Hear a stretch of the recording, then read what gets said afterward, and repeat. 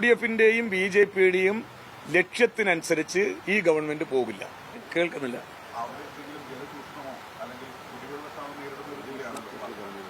അത് ഇന്നലെ ഗോവിന്ദൻ മാഷ് നിങ്ങളോട് പറഞ്ഞതിന്റെ അപ്പുറം അറിയാനില്ല. ഞാൻ ഒരു കാര്യം നിങ്ങളോട് നേരത്തെ വ്യക്തമാക്കിയിരുന്നു. യാതൊരു കാരണവശാലും ജനങ്ങൾക്ക് ബുദ്ധിമുട്ടുണ്ടാകുന്ന ഒരു കാര്യം ഇടതുപക്ഷ ജനാധിപത്യ മുന്നണി ഗവൺമെന്റ് ഈ 8 വർഷക്കാലമായിട്ട് ചെയ്തിട്ടില്ല, ഇനി ചെയ്യാനും പോകുന്നില്ല. അതിനർത്ഥം ഈ പദ്ധതി വേണ്ട വയ്ക്കുന്നില്ല. അതിൽ ജനങ്ങൾക്ക് ബുദ്ധിമുട്ടില്ലാതെ കാര്യങ്ങൾ നടപ്പിലാക്കും. UDF-ന്റെയും BJP-യുടെയും ലക്ഷ്യത്തിനനുസരിച്ച് ഈ ഗവൺമെന്റ് പോകില്ല.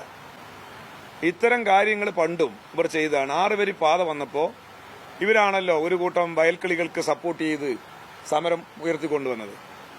ഇതെല്ലാം നമ്മുടെ നാട്ടിൽ എല്ലാ കാലത്തും UDF-ഉം BJP-യും നിർവഹിക്കുന്ന പ്രവർത്തനങ്ങളാണ്. അതന്നെയാണ് ഇവിടെയും.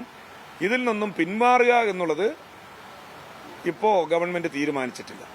ഏതായാലും ജനങ്ങൾക്ക് യാതൊരു വിധത്തിലുള്ള ബുദ്ധിമുട്ടുകളും ഇതിന്റെ ഭാഗമായി ഇല്ലാതിരിക്കുന്ന പദ്ധതിയായിരിക്കും അവിടെ നിർവഹിക്കുക.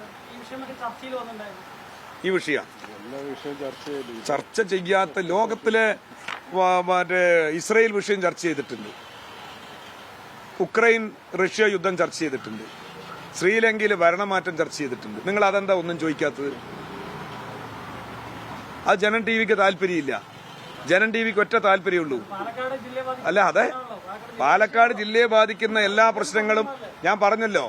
പാലക്കാട് ജില്ലയെ ബാധിക്കുന്ന എല്ലാ പ്രശ്നങ്ങളും ഞങ്ങൾ ഭാവിയിൽ പ്രവർത്തനങ്ങൾ ഏറ്റെടുത്ത് വളരെ കൃത്യമായി പദ്ധതികൾ തയ്യാറാക്കി മുന്നോട്ട് പോകുമെന്ന് പറഞ്ഞാൽ ഇതെല്ലാം ഉൾപ്പെട്ടു. ഇന്ന് അവിടെ ജനങ്ങൾക്ക് കിട്ടുന്ന വെള്ളത്തിൽ 1 ലിറ്റർ വെള്ളം കുറയാൻ ഞങ്ങൾ കൂട്ടുനിൽക്കില്ല. ഇന്നവിടെ ആളുകൾക്ക് കിട്ടിക്കൊണ്ടിരിക്കുന്ന വെള്ളത്തിൽ 1 ലിറ്റർ കുറയാൻ ഞങ്ങൾ സമ്മതിക്കില്ല. ആ ഉറപ്പ് വരും. BJP ശ്രീകൃഷ്ണന്മാരൊരു വലിയൊരു ആരോപണം